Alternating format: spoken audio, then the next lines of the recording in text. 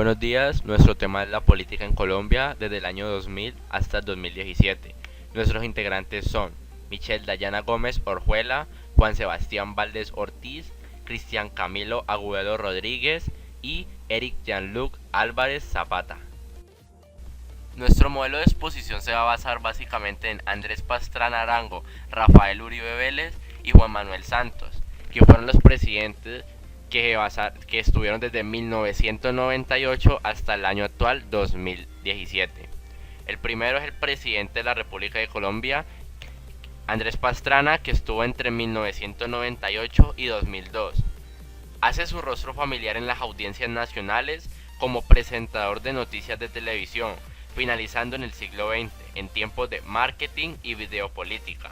Elegido en las elecciones presidenciales de 1998, la gestión del Plan Colombia y el fallido proceso de paz con las FARC, en el cual su administración acepta la desmilitarización de buena parte del territorio.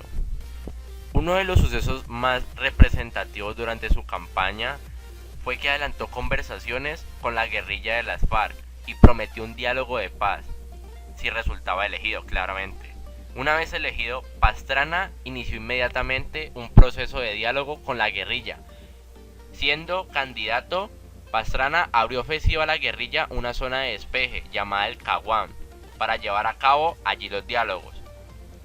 Los diálogos de paz, con participación de organizaciones de la sociedad civil en mesas de discusión temática, fracasaron por exceso de temas de negociación y falta de estrategias negociadoras del gobierno, pues se acordó una amplia agenda de temas de 110 puntos que comprendían todas las instituciones y problemas políticos, sociales y económicos del país, por lo cual este proceso fue claramente un fracaso. En este caso hablaremos de Álvaro Uribe Vélez. Álvaro Uribe Vélez nació en Medellín el 4 de julio de 1952, presidente de la República de Colombia en 2012 y reelegido en 2006 luego de una reforma constitucional que su gobierno promovió en el Congreso. Uribe se graduó en Derecho en la Universidad de Antioquia y cursó posteriormente estudios en Administración, Gerencia y Negocios de Conflictos en la Escuela de Extensión de la Universidad de Harvard. El 7 de agosto de 2002 se llevó a cabo la toma de posesión de Uribe como presidente en el Palacio de Nariño. En ese entonces, las FARC atacaron dicho edificio, dejando un saldo de 17 personas muertas y otras 20 heridas por la explosión de un cilindro bomba.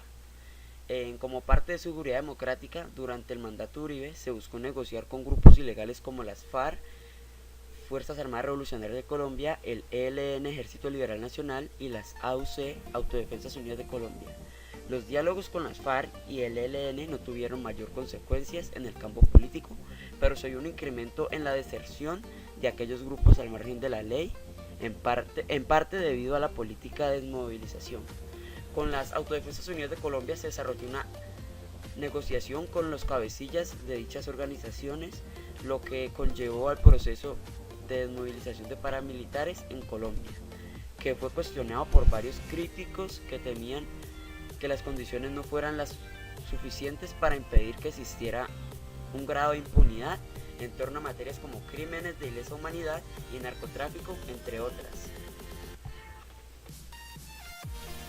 En el mandato de Álvaro Uribe Vélez pasaron algunos acontecimientos importantes, como el del 31 de diciembre del 2006.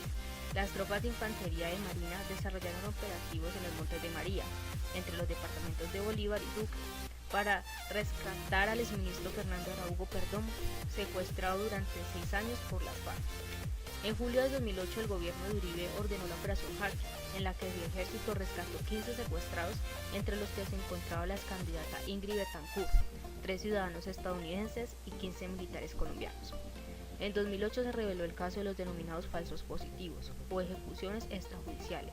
El gobierno de Uribe y su ministro de Defensa, Juan Manuel Santos, mediante los resultados de la lucha contra los grupos ilegales por el número de bajas, la situación conllevó a los militares a asesinar civiles para hacerlos pasar luego como guerrilleros, dando de baja y mostrar resultados en la lucha contra los grupos insurgentes.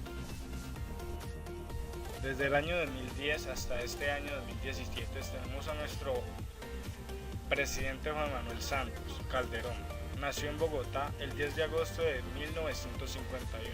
Ejerció el periodismo como columnista y subdirector del diario El Tiempo. El 20 de junio del 2010, después de haber obtenido el primer puesto en la primera vuelta de la elección presidencial realizada el 30 de mayo del mismo año, fue elegido en segunda vuelta presidente de la República de Colombia por el periodo de 4 años, comprendido entre el 7 de agosto del 2010 y el 7 de agosto del 2014. La campaña presidencial de Santos se basó en continuar con la política de seguridad democrática, implantando durante los 8 años del gobierno Uribe, siguiendo con la política de seguridad democrática de su antecesor.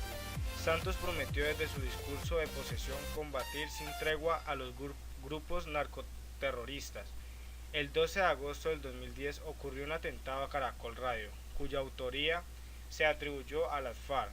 Además, este grupo realizó una serie de ataques a miembros de la Policía Nacional como una bienvenida al gobierno Santos. Durante su mandato, el 19 de noviembre del 2012, la Corte Internacional de Justicia emitió un fallo histórico sobre el diferendo limítrofe con Nicaragua, ratificando la soberanía colombiana sobre 7 cayos de archipiélago de San Andrés y Providencia, fijando la frontera pero con una pérdida significativa de 40% de mar territorial para Colombia. Poco tiempo después de asumir su mandato, Juan Manuel Santos inició acercamientos a las FARC con el fin de terminar la confrontación más importante del conflicto armado interno en Colombia. Este acuerdo le valió a Juan Manuel Santos el Premio Nobel de la Paz del 2016. Entre las razones para este reconocimiento están sus decididos esfuerzos para acabar con los más de 50 años de la guerra civil en el país, una guerra que ha costado la vida de al menos 220.000 colombianos y desplazados a cerca de 6 millones de personas. Escándalo de corrupción por caso de Brecht. El 14 de marzo de 2017, el presidente Santos reconoció que su campaña presidencial del 2010 recibió pagos ilegales del conglomerado brasileño Odebrecht, sin especificar cantidades. La Fiscalía General de la Nación colombiana ha alegado que sus exitosas campañas en 2010 y 2014 reciben dinero de Odebrecht, que está sumido en un escándalo de corrupción en toda la región. Fiscales estadounidenses sostienen que entre 2002 y 2016 Odebrecht pagó cientos de millones de dólares en sobornos en asociación con proyectos de infraestructura ante esos países, entre ellos Brasil, Argentina, Colombia, México y Venezuela, entre otros. Conclusiones. El gobierno colombiano se ha centrado en buscar una paz para toda la comunidad, pero en los diálogos de paz hay falencias que se han llevado incluso en el que está actualmente. En la historia colombiana está demarcada los sucesos violentos que se han dado por medio de los paramilitares, FARC y otros grupos armados. Como algunos presidentes han buscado la solución a estos problemas, pero queda claro que el gobierno del 2000 hasta el actual ha tenido muchas falencias como robar los recursos del pueblo para su beneficio propio, hacer leyes que no tienen beneficios para el pueblo, por el contrario los perjudican.